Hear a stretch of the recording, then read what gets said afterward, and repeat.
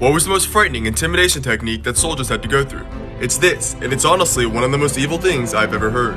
Vlad the Impaler, also known as Vlad Dracula, was a very cruel and vicious man. But he was called Vlad the Impaler for a reason, and that reason is this. During his battle with the Ottoman Empire, Vlad literally created an entire forest of impaled Ottoman soldiers on spikes. He created the forest with the bodies of all the enemies that he had killed, and that was already gruesome enough, but he had to go and take that one step further.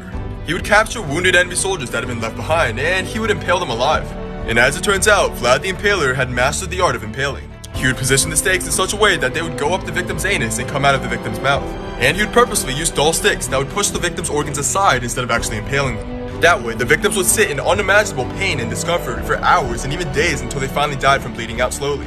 So the rest of the Ottoman soldiers literally had to walk through an entire forest of their impaled friends and allies who were screaming for help and yelling in pain. And these soldiers knew if they were captured or injured, the same thing would happen to them. And that is by far the most traumatizing form of intimidation.